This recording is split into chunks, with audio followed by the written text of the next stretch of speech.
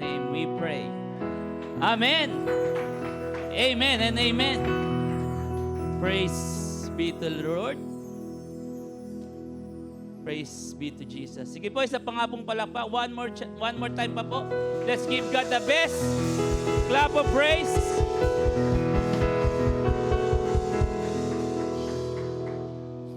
Happy and blessed Sunday, everyone. God is good. And all the time.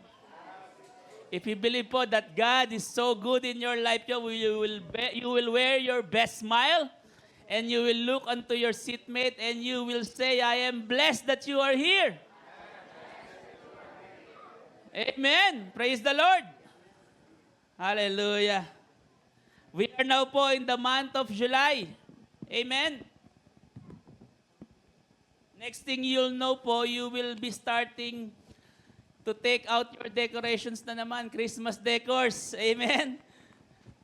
We, in JIL Church Worldwide po, around the world, we all know that every new month has every new theme. Amen po?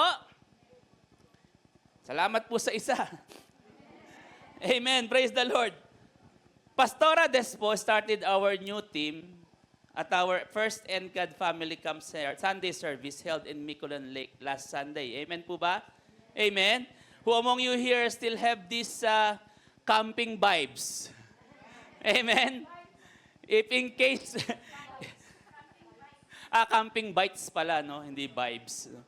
If in case you missed it po, don't you worry po to book now your early off, no? Para makasama po namin kayo next year. Amen po? As we move forward, we are now in our second week of the month, no? Of our new monthly theme for the month of July, which is ang ganda. Ayos. In July po, which entitles Breakthrough, Patience that Sustains. And the monthly verse po can be found po in James chapter 1, verse 3 to 4. Can you read it with me in 1, 2, 3, go? Because you know that the testing of your faith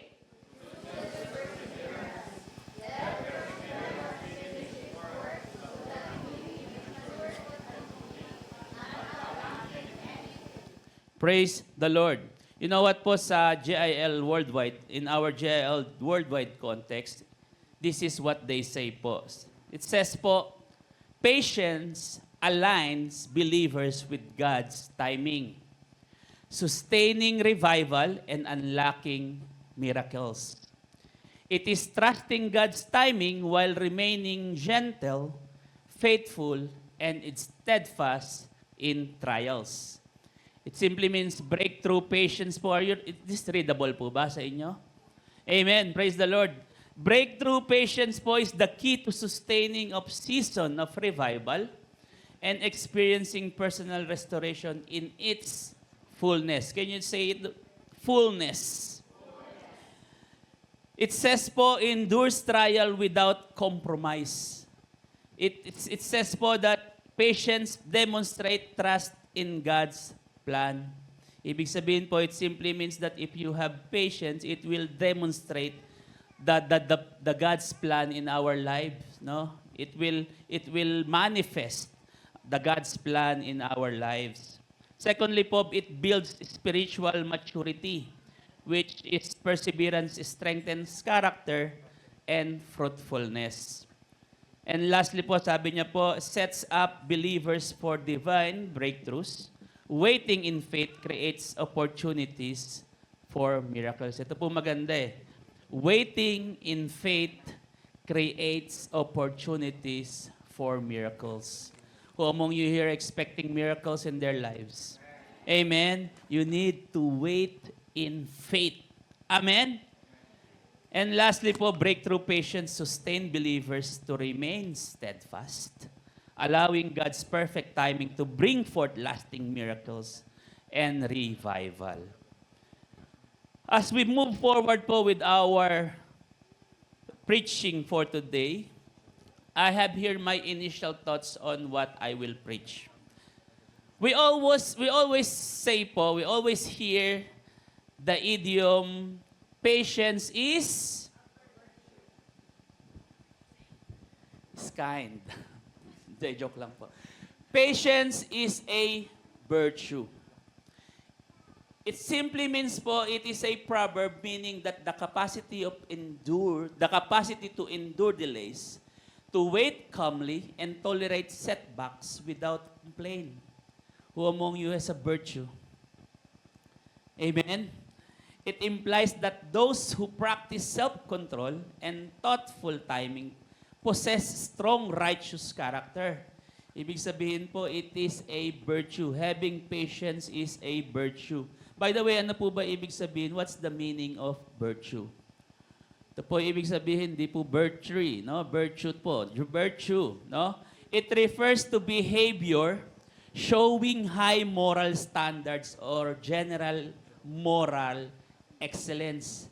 It compasses positive traits like patience, kindness, and courage. Yun po yung virtue. That's why, sabi po dito, likely what the Bible says, patience, often translated po as endurance or long suffering.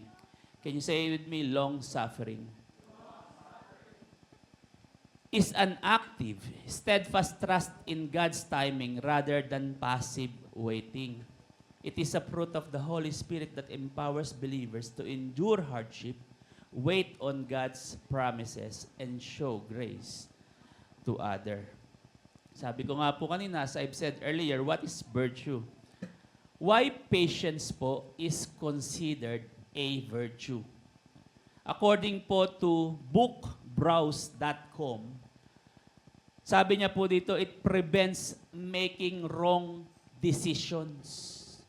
If you have patience, you somehow eliminate po to make wrong decision making. Why? Because patience helps you to avoid reacting easily out of frustration without thinking, leading to better decision making. Ibig sabihin po, it prevents us to make impulsive decision. Amen? Number 2 po, why patience is considered a virtue. It rewards delay gratification. It says po, it encourages focusing on long-term goals rather than giving it into impulsive desires. Yun po ibig sabihin, no? And lastly po, why patience is considered a virtue. According po to bookbrowse.com, it builds our inner strength. Can you say it with me? Inner strength. It fosters po resilience and peaceful state of mind even in distressful situation. Ibig sabihin po, when you are in a stressful situation like me right now, it builds me inner strength. Amen? If I have patience. Amen? Did you know po that patience is a virtue has a synonyms proverbs? It means po that good things come to those who wait. Can you say it with me? Good things come to those who wait. And all things come in time. Yun po yung similarity nila, yung parallelism nung patience is a virtue. It also means po, good things come to those who wait. Do you believe po that good things come to those who wait? Amen. Kung sino po yung nag-wait talaga sa perfect timing, they will have these good things. Amen? And with that being said po, I would like you to encourage everyone po to please stand. Stand up po in reverence the reading of God's Word with our main text this morning that can be found in the book of Lamentations, chapter 3, verse 23 to 24 in ESV. And it says in 1, 2, 3, go.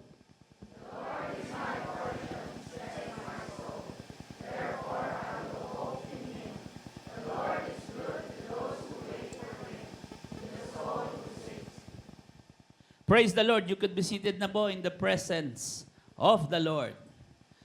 I entitled my preaching today, Patience in waiting. Can you say it with me? Patience in waiting. Salamat po uli sa isa. Busy po ba kayo? Nakaka-istorbo po ba ako sa inyo? Patience in waiting. When my wife po, Michelle, saw the schedule for preachers this month of July, in our GC po, in our pulpit general group chat, no? For the knowledge of everyone po, every pulpit ministers who are standing here in front, we have a general GC po in Sherwood Park group chat that mainly for schedules and for announcements. And when she saw that I'm going to preach in the Dawn Watch, which obviously will start the start of the month of the team. Amen? Pag Dawn Watch, start of the team, no? And it's all about what? Patience. She can't help but look at me and ask me, can you do it? Sabi niya sa akin, can you do it? You know what po in Philippine Philippine customs and tradition po, or pamahiin. Ano ba yung pamahiin? Superstition, no? On the business side po in the Philippines, we called it buena mano. Tama po, buena mano. It says po, it's just simply translated po, buena mano is a Filipino idiom derived from Spanish that translate to be good hand. Ibig sabihin po yung buena mano means good hand. Amen? It refers to the first customer or sale of the day or an auspicious start. Windang po ako sa auspicious, kaya tinignan ko kung ano ibig sabihin. Auspicious po is an adjective that means suggesting a positive future, favorable, or likely to bring good fortune. Yun po pala yung auspicious start. That says a lucky tone for business transaction. Sellers often po give discount po for their buena mano. Tama po ba? Who can relate? Amen?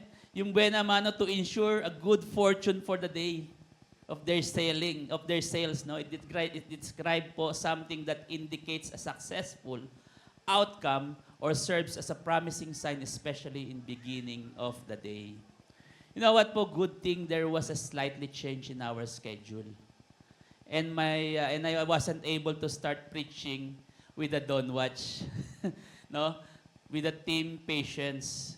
My wife also made fun of me, no, that I may not be a good hand or buena mano. I might not be a good buena mano if I'm going to start the team series because of the team Patience.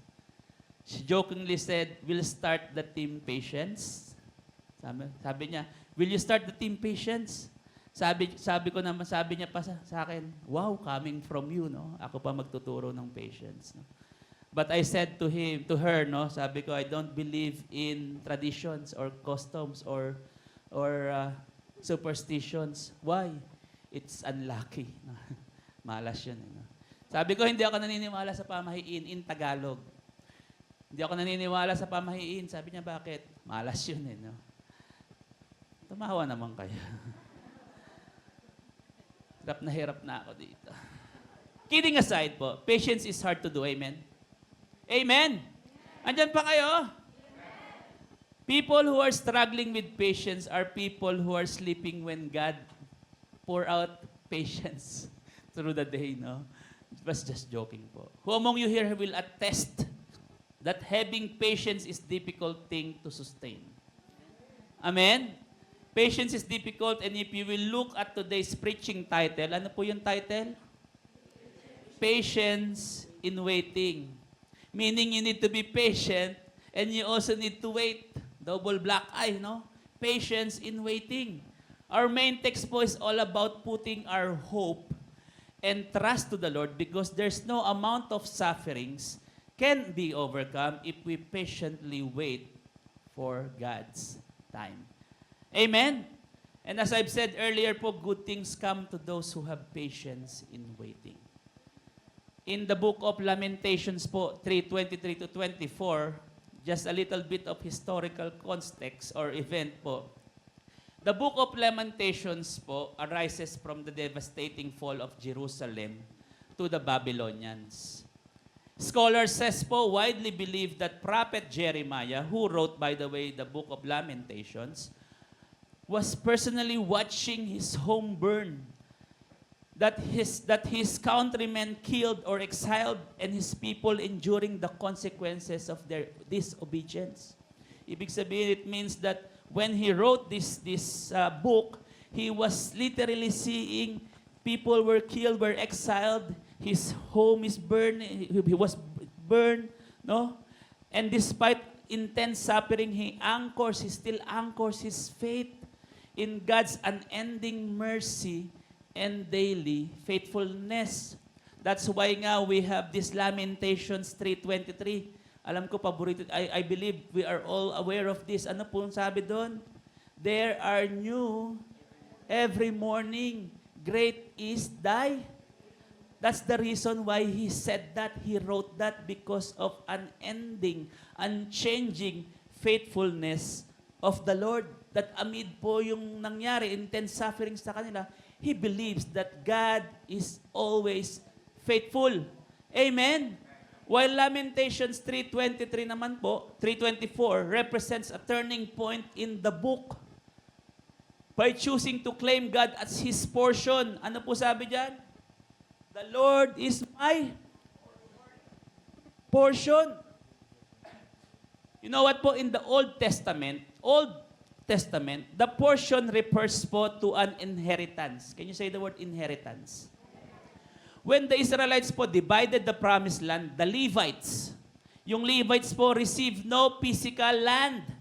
Instead, God told them, I am your portion and your inheritance. If you are the Levites, what are you going to choose? A land of portion or a portion of the Lord? Amen. That's why the Levites are so blessed, because even though they have no portion, land portion, they have this portion of the Lord. That's why Jeremiah told, the Lord is my portion, says my soul. Instead po, God told them, calling God your portion means He is your greatest treasure and all security that you need. What are your securities right now in your life? No? What are the treasures that you are clinging to right now in your life? Sabi niya po dito, this highlight po is an internal, deeply personal conviction. Even though circumstances are chaotic and challenging, the speaker's inner being is actively anchoring himself to this truth. Ano po yung truth na yon? That the Lord is his portion. Therefore po, I will hope in Him. Sabi niya yan, therefore, I will hope in Him. This biblical context po, hope is not a wishful thinking.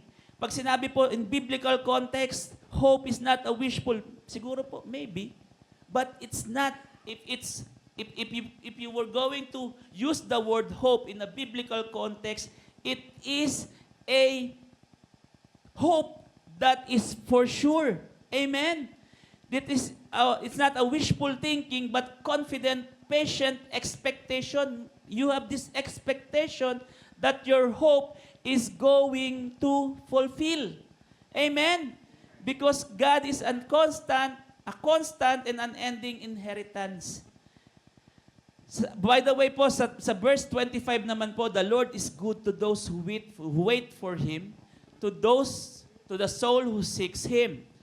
Sabi niya po dito, in my research, Lamentations 3:25 po asserts that God is inherently good to those who put their hope in Him and diligently seek Him. This serves po as an anchor for suffering, encouraging believers to patiently wait for God's time. Amen po? Nakakasunod po tayo? Praise the Lord. Similarly po to JIL churches po, worldwide context. As we read earlier po, sabi niya, breakthrough patience po sustains believers to remain steadfast, allowing God's perfect timing to bring forth lasting miracles and revival. Similar po yung ating pong context ng JIL worldwide to the verse 25 po. When I was doing po my teaching, was I am doing this message po, I saw the wallpaper. Kita niyo po yung wallpaper. Have you seen the wallpaper? What do you see po on the wallpaper? What did you see? What did you notice on the photo po? It is a climber, no? Mountain climber, rocky mountain climber. I don't know his name, no? But I know he is a mountain climber. And if you look closely po, it is nearly sunset. May sunset po. Kasi po, naglalaro yung mata ko eh. Sunset, but he's still climbing. And me having po a playful mind, no? Paminsan-minsan lang naman, I can help but think what is the relation of our monthly team to that wallpaper. Hindi niyo po ba na-realize? Have you noticed po why JIL po put that wallpaper with our monthly team this July? I've searched, I do some research and I found out po that climbers need a lot of patience. They need a lot of patience. Sino po mga mountain climbers dito? Wala. Bed climbers lang. No? Praise the Lord. You know what po? When I have done my research po, I found out that mountain climbers, especially rock climbers po, they need to be more patient. No? More patient po. Sabi ko nga when I'm doing this, I might be wrong or I might be right putting that wallpaper in our monthly team. Maybe that's the reason I have little patience. No? Kasi I'm not into a mountain climbing. No? Sige naman, tumawa kaya. According to my research again, patience po is arguably one of the most critical traits for mountain climbers. Yan po yung aking na-research. The sport requires immense mental endurance and ability to accept that progress is often slow and methodical. Here is why patience is so critical po with climbers, and this is where I got also my points this very morning. Ang haba, no? Nasundan niyo po? To discuss this very morning po on how to have patience in waiting. Why patience is so critical with climbers? Number one, because of the weather conditions. Mountain climbers po often face delays. Can you say the word delays? Due to severe weather, acclimatization, and unaccepted route challenges. Outdoor climbing often dictates waiting for right weather. Can you say the word right weather? If it rains, climbers will not climb. If sun rises, they will proceed. Ganun lang kasimple. They wait for the good weather conditions. Number two, overcoming setbacks. They criticals po sa climbers because reaching the summit involves dealing with false peaks, loose footing, and recurring physical fatigue. According to my research again, climbing is 95% failing and falling. Failing and falling. It projecting po repeatedly attempting a single difficult route requires the patient to fail over and over, learn from mistakes, and refine your movements without getting discouraged. Why patience is so critical with climbers? Number 3, sabi po dyan, managing mental focus. According po to research, rushing leads to exhaustion, altitude sickness, and dangerous mistakes. And said po, pacing yourself is essential for survival, and many more. No? Sabi pa rin po dyan, pacing yourself is essential for survival. Climbing requires intense mindfulness and problem solving. And at the latter part po, it says, patience allow climbers to read routes properly and go different path if needed. As for us po, and for us po to fully understand our topic po in Bible's perspective naman, later on I will be interchanging po the mountain climbers and the Bible's perspective. I will incorporate both of them po. If we want to fully understand po what I'm saying po this morning, we are going to go deeper in the story how Lazarus raised by Jesus from the dead. Again, don't be confused po. Today po is not a resurrection day. Amen? Sige po. Just a little overview po. If most of us already know the story of Lazarus. Amen? And how Jesus raised him from the dead. And for the knowledge po of everyone, just a little overview of the story.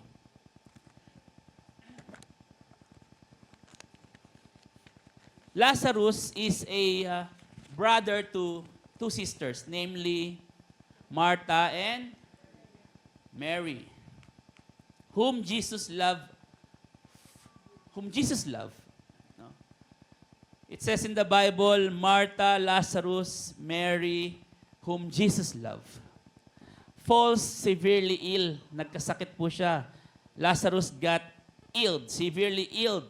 The sisters send message to Jesus, but Jesus intentionally delays his arrival for 2 days. Can you say the word intentionally? By the time Jesus arrives in Bethany, where Lazarus is lying down, dead, has been dead in a tomb for 4 days. Imagine that po, 4 days. Martha meets Jesus, and their exchange po with Jesus po declares, I am the resurrection and the life, asserting that anyone who believes in Him will live even if they die. Do you know po that our physical body will be renewed after eternal life? Because God is the resurrection and the life. It seems that Martha and Mary wanted to make sure that Jesus will know that the person he is dear to him is very sick. Amen? Have you ever experienced that you have someone that is so dear to you, needs immediate action?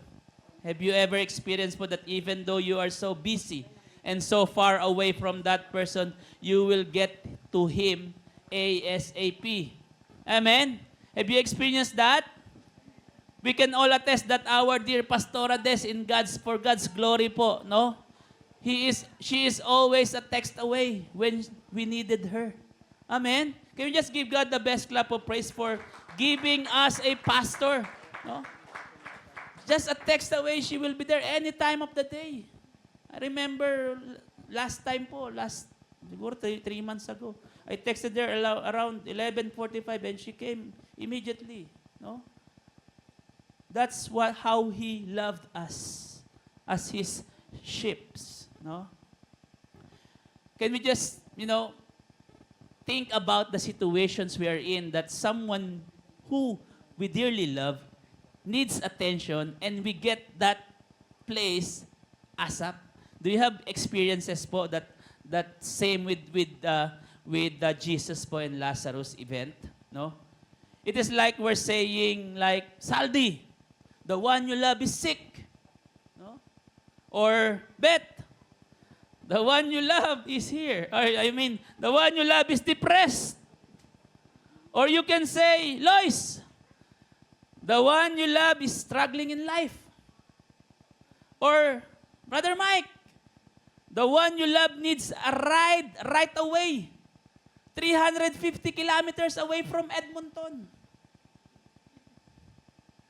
What will you do? Brothers and sisters. No? Brother Mike, what will you do? 350 kilometers away from Edmonton. What will you do? No? Sabi ko nga po dito, knowing these persons personally, I know them personally, they will not hesitate. No? Without a doubt, they will come after you. Amen? But this scenario of the story is different. It says po in verse 5 and 6, Jesus had it on a different response, saying, Now Jesus loved Martha and her sister and Lazarus. So when he heard that Lazarus was sick, he stayed where he was 2 more days. How would you react if you were in the place of Martha and Mary? How would you react, church? How would you feel if you feel to be sin-zoned by God? It's also happening here in our different churches, no? Yung being a sin-zone scenario in the church. Church ministry heads and LG leaders are being sin-zoned by their members. Pero hindi dito yon sa ibang church. Amen? Amen. Praise the Lord. Hindi dito yon. Again, how do you feel if Jesus zone sin you in your most difficult time of your life? If you needed Him the most, Jesus zone you. How would you feel? No? But how would you feel if they do also, like Beth, like Brother Saldi, no? I know them personally. They will be right away without hesitation, like I said earlier. But how would you feel if they will also do what Jesus do to Martha and Mary? How would you feel if you are that person needing for them, no?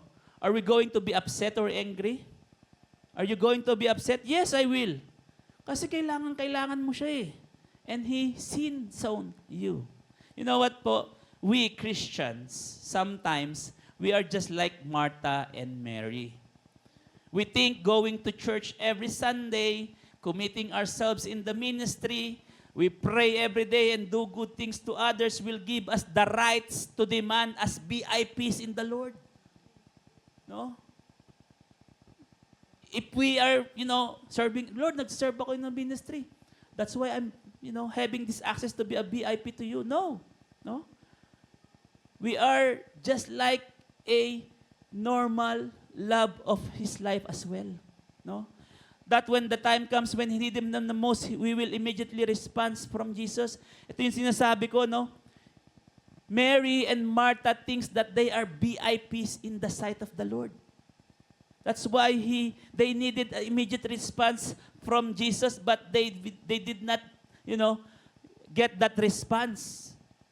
Jesus, no, sabi, no, it doesn't work like that, no. Sabi ko nga, when I'm doing this message, sometimes we feel like VIPs to the Lord, no. When we are serving in the Lord, in the ministry, we are, toiling for His ministry, we got VIP access. No, it's not. But please don't get me wrong, church. No, serving in ministry or giving our lives to Jesus is a good thing to do. That it doesn't, yung forfeits you to be loved by Jesus. It is just like a delay. No, sabi ko nga po dito, God timing is always perfect. In Jesus' time, is different from our time because God's timing is always perfect. Alam ko it's been a long playing na to. We heard it many times in the church that God's timing is always perfect. We all know that. Amen po. But a delay to Martha and Mary or a delay to us is just a testing of trust in Him. Do you get my point po? A delay to us is just a testing of trust on Him. Timing is everything. Can you say it with me? Timing is everything. Sabi po ni Joyce Meyer said, patience is not simply the ability to wait. It's how we behave while we're waiting. Do you have long-standing prayers po that it seems unclear? Or do you have uncertainties or challenges right now that your waiting is now put to the test? Don't just have the ability to wait. No? I encourage everyone, don't just have this ability to wait. I know you can wait for your standing prayers. That's for sure. You can wait. But don't have that ability to wait. Amen? We must learn how to behave and align our heart to what God asks from us. Hindi lang basta we will just wait. It's a passive wait. No, it must be an active waiting for God's timing. Amen po? There was a story po of a daughter texted his dad to bring her lunch back at 12 noon, lunchtime, because she forgot it to pack it in her bag. At around 11:45 in the morning, 15 minutes from lunchtime. The daughter was quite upset because his dad has not yet arrived to bring her lunchbox. Did you get the story po? Are you following the story? After when her dad po came at 11:55 in the morning, she was angry to her dad, saying, "You are late." Sabi niya, ganun ba siya? "You are late. I was here waiting for you for almost 10 minutes. Amen? Did you get the story po?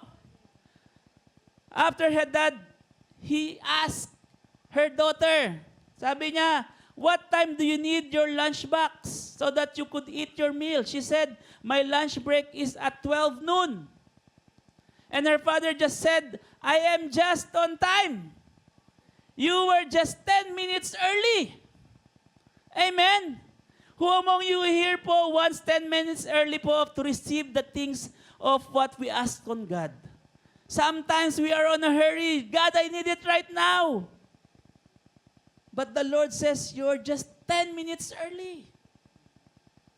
Sometimes we are just like the daughter. The reason why we get upset because we want things to be done in our own timing. We want it 10 minutes early. Again, there is timing is everything, especially in God's timing. 10 minutes early is nothing to God. His time is always perfect. Amen? Romans, sige po, palakpakan natin ng Lord. Sometimes we're just being upset because we are 10 minutes early asking for that fulfillment of your prayers. Amen? Romans 8:25 in NIV, it says, "But if we hope for what we do not yet have, we wait for it patiently." Unfortunately, this daughter of his didn't wait patiently. She thinks that her dad po is late, no? But in fact, it is not. She just 10 minutes early for what she asked. Amen? Makakakain pa naman siya 5 minutes. Amen? You know what po? That's the significance of having faith to the Lord. That the Lord will do it for you according to the time He has set on you. Whatever the petitions of your prayers you are in right now, don't be in a hurry. Don't ask 10 minutes early. Amen? God will never be late. Maybe we were just 10 minutes early for asking those prayers. Amen? How are we going to react to the situation if you really want something from God immediately? Do you ever experience po that if you're badly needing for something, that you ask the Lord, "Lord, I need this immediately," and the Lord says, "Yes, my child, I will give your prayers. I will fulfill your prayers." But 2 days after, how can you relate with that? How are you able to, relate on that season of waiting in God's timing? What if your relationship with your spouses or your families maybe you're frustrated with your situations that you need God to answer you right now, and she said, "Yes, I will fix your marriage, I will fix your family," but you need to wait 2 more days. What will you do? Are you going to wait patiently, or are you going to be upset with the Lord? Church, this is what the question this morning. Are we going to be able to wait for His perfect timing, or we will do it with our timing? Amen? How long can you hold on? Remember po, church, remember that if we want to have patience in waiting, we need to adapt delays. No? Delays. We need to adapt delays so that you will develop your patience, your ability to wait. We need to submit on His time because His time is always on time. Amen? Number 2, how to have patience in waiting? Adapt disappointments. Aray mo, no? Sabi po dito, adapt disappointments in John 11:17-22. The story goes on po. On His arrival, Jesus found out that Lazarus had already been in the tomb for 4 days. Now, Bethany was less than 2 miles from Jerusalem, and many Jews had come to Manila, to Martha, Manila, no? To Martha and Mary to comfort them in the loss of their brother. When Martha heard that Jesus was coming, she went out to meet him, but Mary stayed at home. In 21, Lord, Martha said to Jesus, if you had been here, my brother would have not died. But I know that even God will give me whatever you ask, sabi ni Martha. How hard it is to lose someone you dearly love. How painful it is, church. No? To lose someone that you dearly love. Losing someone you love is hard to bear, especially when you know that someone, no? Ito yung mahirap eh. This is what difficult to bear eh. To know that someone have the ability to help your loved one to bring to life, and yet they came late. Amen? Did you get the story po? Did you get my point? You know that there's someone who could be able to help you in your situation, but they were late. Amen? How hard it is for you, church. How do you handle disappointments with patience? Sabi ko po dito, patience is when you're supposed to get mad, but you choose to understand. Nasa next slide po yan. Patience is when you're supposed to get mad, but you choose to understand. Who among you here are patiently enough to ignore, to get mad, even if you're too upset in the situations? Who among you here po, no, have the ability to understand, no? That opted to understand things rather than to focus on how to get mad with someone. Mas po-focus po kayo on how to understand them rather than to get mad with them. You know what po? Although Martha and Mary got upset and disappointed with Jesus when they say po, sabi po some scholars said they were upset. Why? Because they uttered this same po, sabi niya, my brother would not have died. That's why the scholar thinks that Martha and Mary got upset. If you were Martha and Mary, will you get upset to Jesus? Personally. No? Totohanan lang. Honestly, will you get upset? Yes. No? Your brother is on the verge of dying, and you said he loved him, and you said he stayed there for 2 more days, and he died. Amen? But they remain. This is what I love about Martha. Even though she got upset, she remained hopeful that their brother would rise up from the dead because they knew that Jesus loved Lazarus.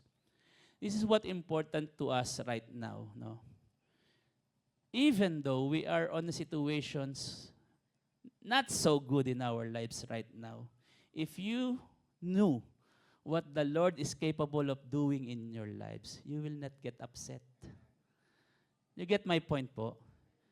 If you have these situations that you keep clinging, that you are keep battling until right now, and the Lord seems so far from, clearing these things up to you, don't get upset.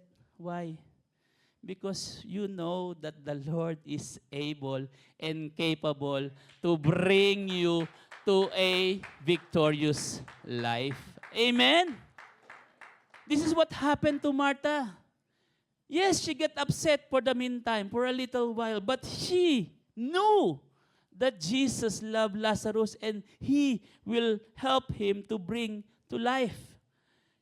Nung first time po, I thought Martha is trying to confront Jesus right away. Because in the story, she went out from his house to personally meet Jesus outside. No? Right away, she can't wait to arrive at their house. I thought she is being impatient to tell Jesus how disappointed they were. Kasi pumunta na kaagad siya sa labas, hindi niya na hinintay si Lord.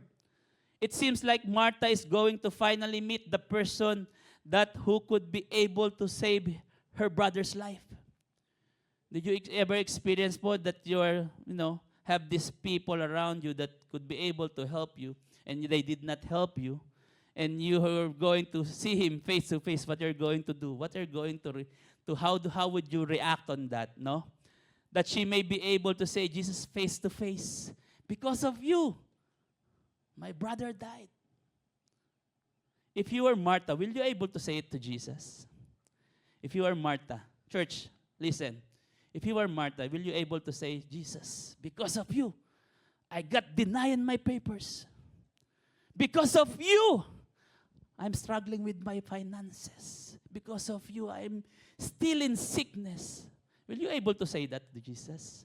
I don't think so. Right? According to some scholars, Martha went out to meet Jesus outside their home po in Bethany because she was proactive. Para lang siya si Ate Joby, proactive talaga si Martha, no? She was on a hurry all the time. She sought immediate comfort and not to rant Jesus with anger. In a context pala nung sinabi niya, because of you, my brother could have not died, no?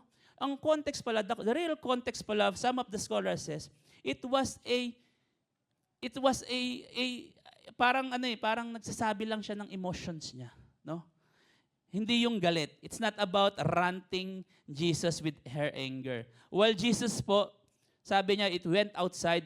You know what po, back in the days, Jewish tradition po, when someone dies, mourning customs po typically dictated that the immediate family stays indoors and receive guests. They're not allowed to go out.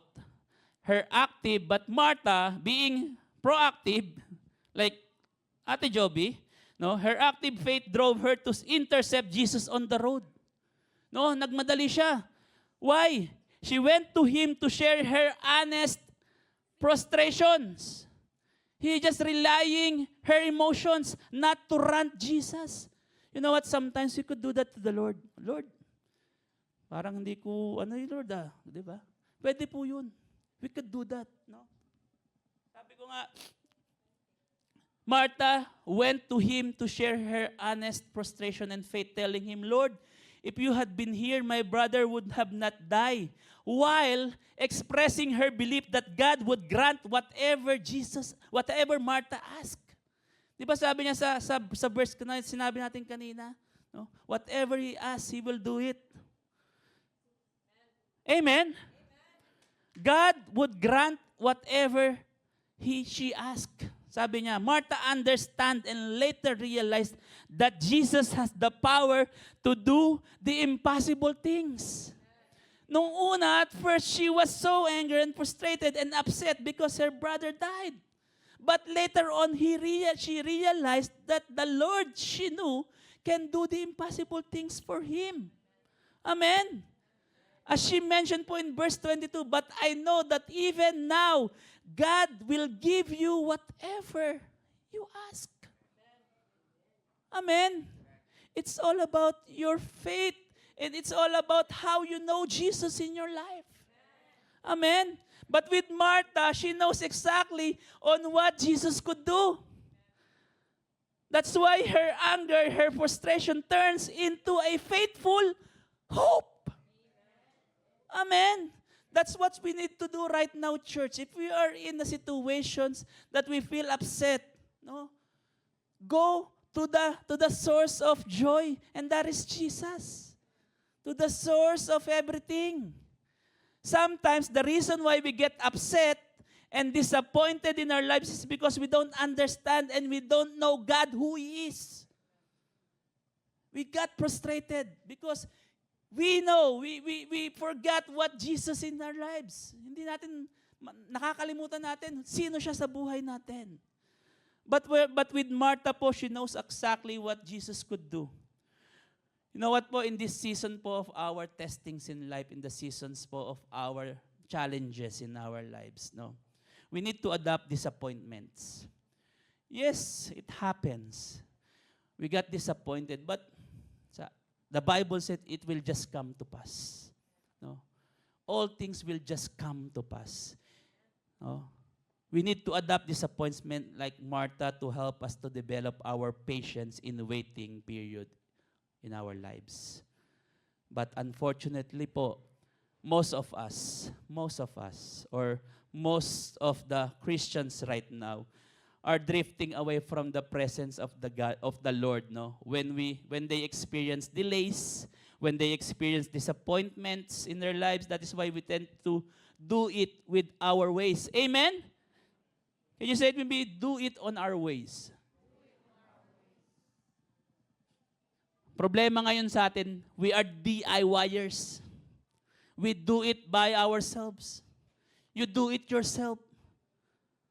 You can't wait for the Lord to fulfill your promise. You chase for your prayers and petitions with your own strength, with your own abilities, and not with the strength of the Lord and the power of the Lord. That is why po, we tend to do in our own ways. We opted to do it with our own ways. We are beginning to chase our prayers, no? Yun, alam mo yun, yung chine-chase mo na, hindi na si Lord. Chine-chase mo na what pleases you. And that is, nakakabahala. It becomes worry to Christians right now. If they don't like the church, they have, some misunderstanding. They will just go away. No, it's not about like that. There's no perfect church. I know it's a Tagalog song. But when I'm doing this, meditating this message po, I come to a song po when, sabi po sa kanta, makamtan ko man lahat ng yaman ng mundo. No? Matupad ko man pangarap ng buhay ko. Sorry po for non-Filipino, I will just translate it later. Sabi niya, kung ako'y manlalamig sa'yo at malalayo ng gusto, ay bigo pa rin, may hungkag pa rin ang puso ko. Can we just sing this song po? Sabi niya, makamtan ko man, nakamtan ko man.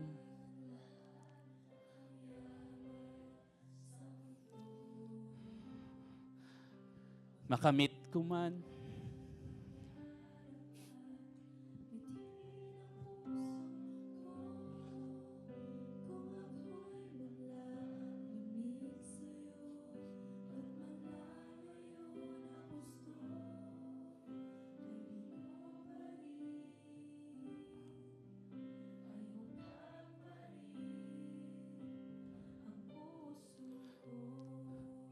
The song says it's just like, nothing in this world could ever satisfy us except the presence of the Lord. You could gain the whole world right into your lap. All riches in the world, you can have it. But if that will take away from the presence of the Lord, it's so useless. It's useless. There are so many rich people just feel this emptiness in their hearts because they just anchored themselves with their riches. And that would never be enough. Church, if you feel that you are the person, please remember that you can't do it alone. If you are just now chasing your prayers by your own selves, please, you can't do it. You will get tired. You can never be complete without the presence of God. You can have everything in this world, fame, riches, and everything. But if you miss the most important thing that you must have, all these are nothing. All these things are useless. Sabi ko nga, makamtan mo man. Sabi sa akin, makamtan ko man ng yaman. Sabi po doon, no? When I studying this po, I remember Pastor Joey Crisostomo, he said po, our heart is so little. Amen po. And that heart po, when that heart po gets a hole, no, you can't even put a car in the hole of your heart.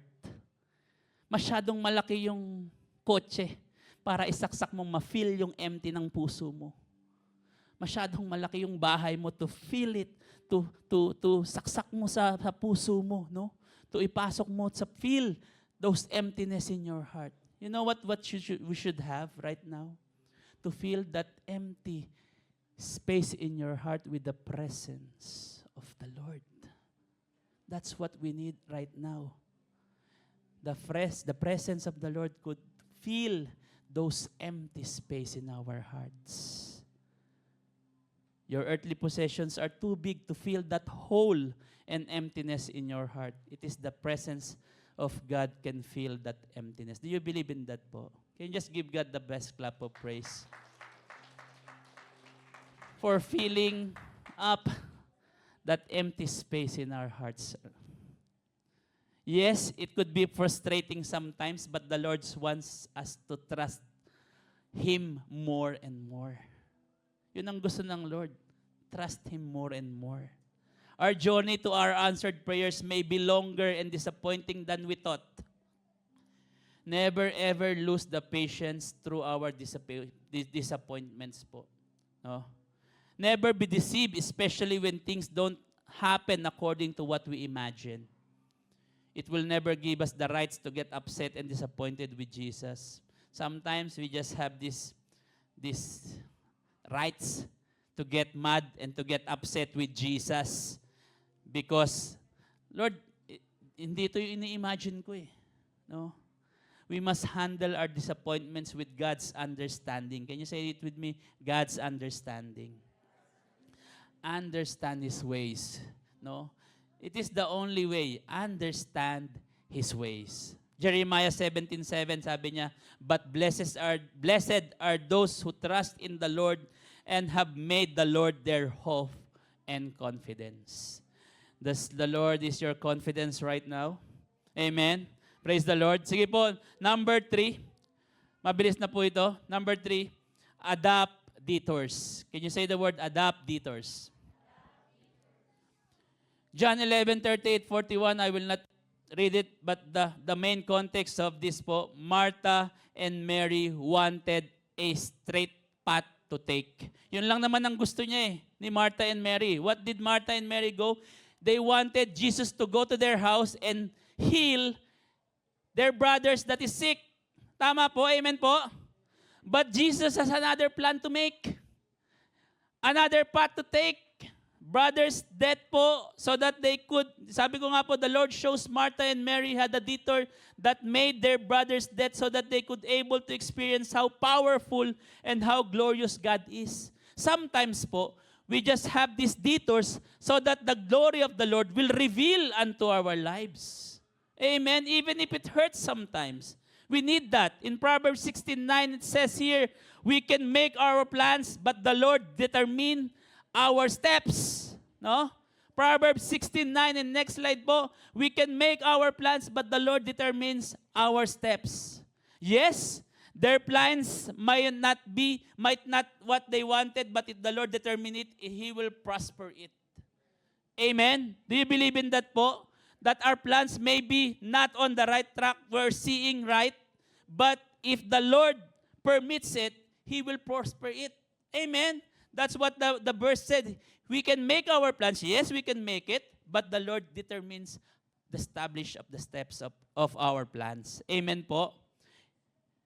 God allows us to have detours with the journey so that we could be able to experience more of His great power.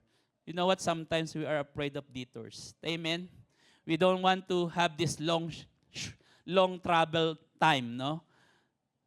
Most of us knows how GPS works, right? Amen? Andiyan pa kayo? 5 minutes. Amen? It helps you to go to your destination. Amen? Ganun lang kasimple.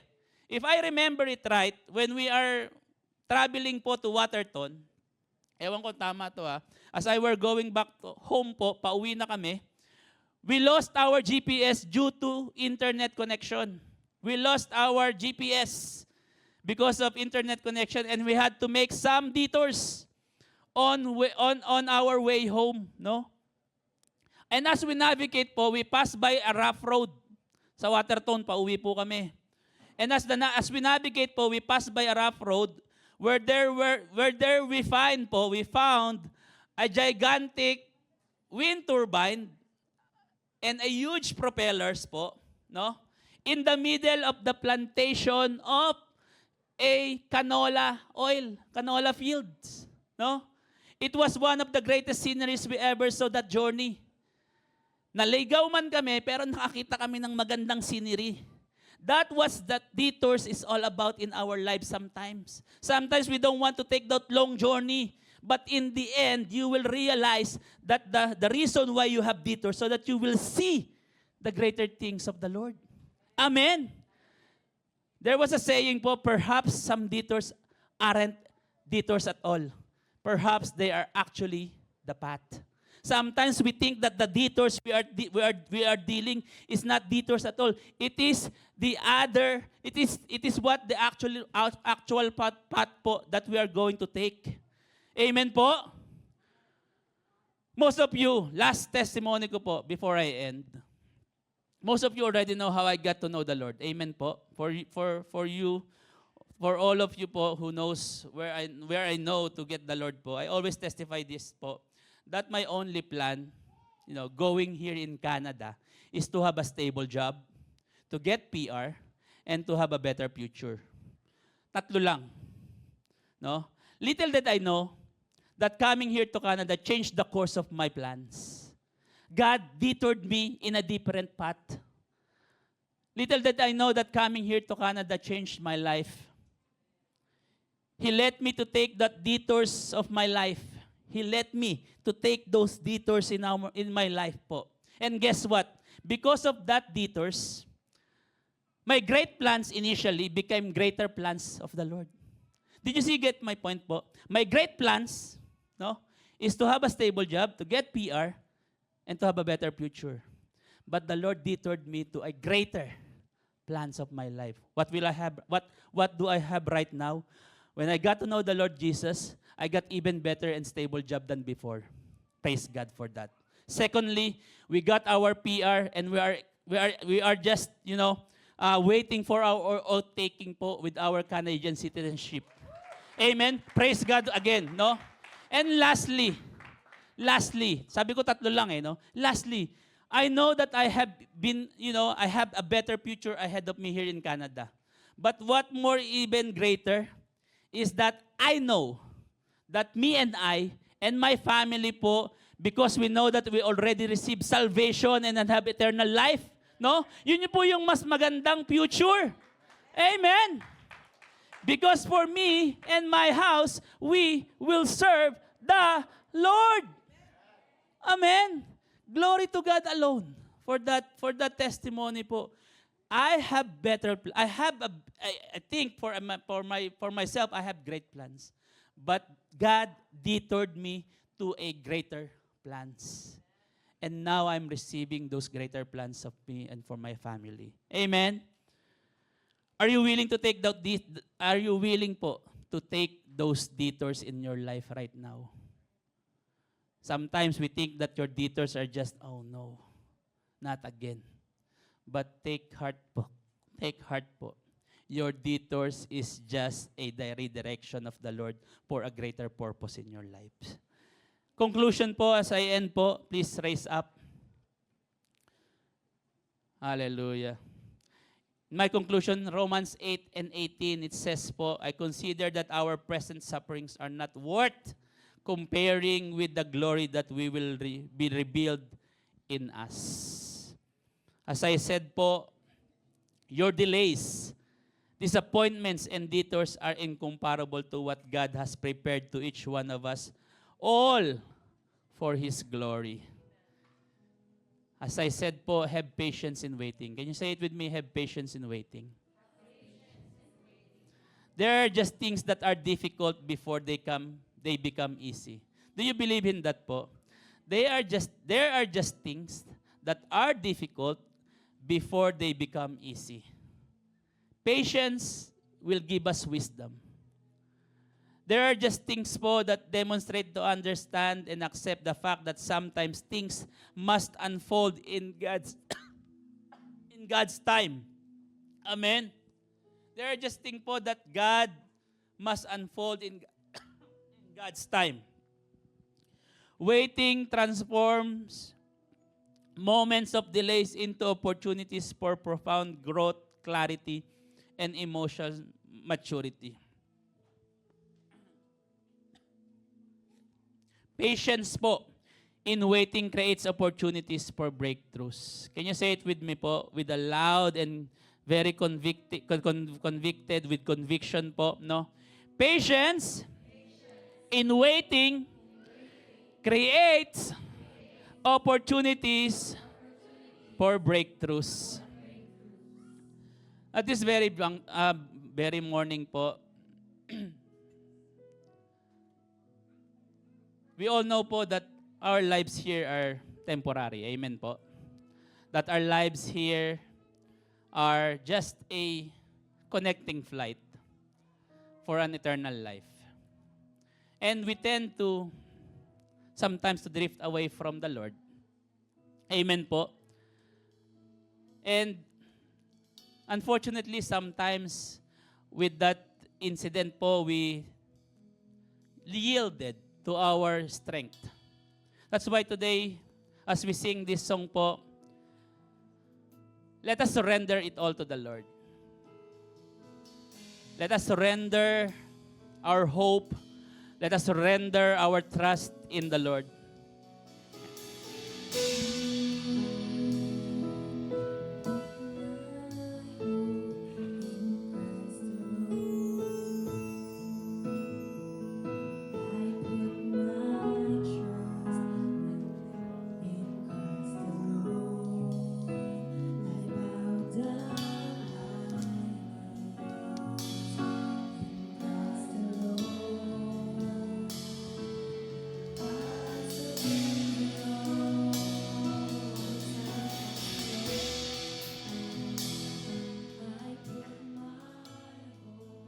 In Christ alone, I placed my trust.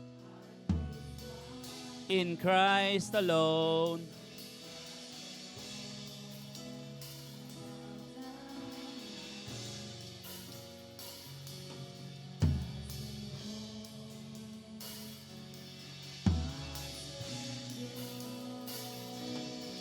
To Jesus, surrender all. To Jesus,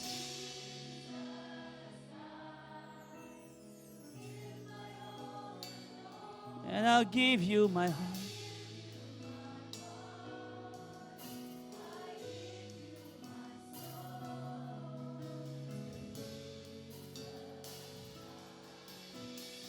Sing it from the top of your lungs. To Jesus, to Jesus. Yes, Jesus.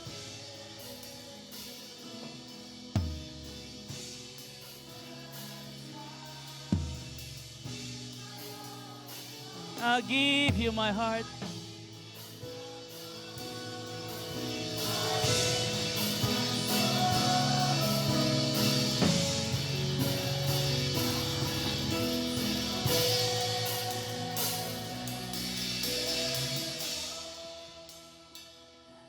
If you are here newly to our church, if you came here newly to our church, and you feel that what is happening right now in the world, we put our trust in our wealth, in our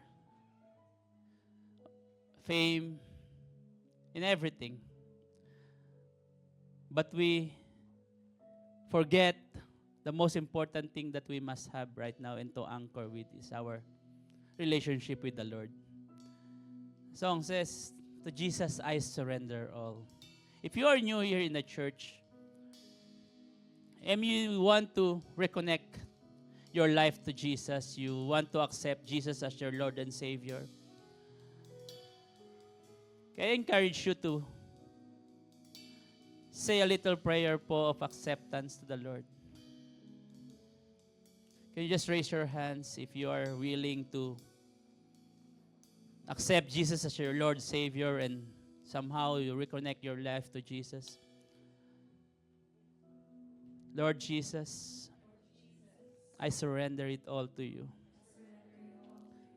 I know that I am a sinner, that I cannot save myself. But today, Father, I come before you with whole humbleness and humility to accept me, to accept my forgiveness, Panginoon, to ask for your forgiveness. I pray, Lord, that you will write my name according to the book of life. And today, Father, I fully entrust to you my life. I believe that you died for me. That's why today, Father, be my Lord. I want you to be my Lord. I want you to be my Savior. And from now on, Father, accept my life, pleasing unto you. Use my life to be a vessel of your salvation. In Jesus' name we pray. Amen.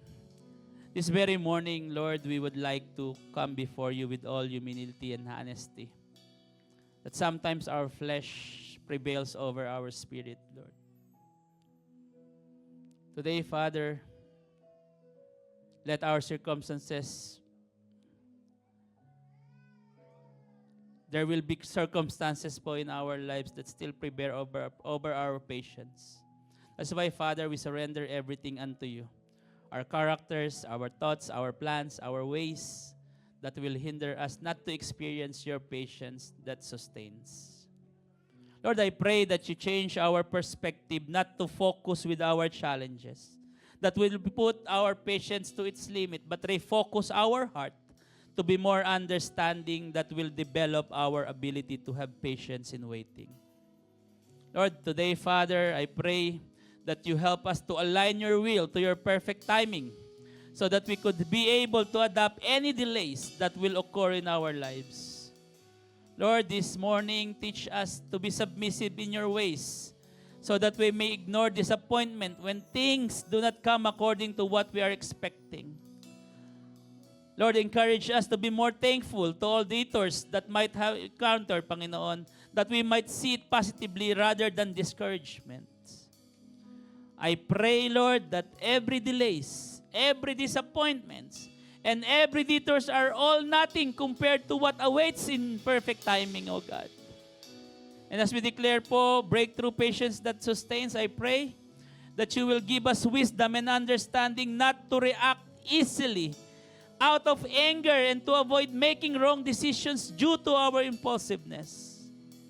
Help us to wait with gladness, to remain faithful, steadfast amid trials, because I believe that good things come to those who wait. Lord, I pray, Lord, that you will empower this message so that it will bring encouragement to those who are weary. And it will bring peace po to those who are with uncertainties. And it will bring breakthroughs to those who are waiting for answered prayers. I pray, Lord, that no one will leave this place empty-handed. Strengthen each one of us to every circumstances we are in. Let thy presence of your Holy Spirit fill our hearts with joy, with peace, contentment, and long-lasting satisfaction. Lord, give us the power of patience in waiting. And Father, we give you all the highest praises, the highest glory, thanksgiving. In Jesus' name we pray. Amen and amen.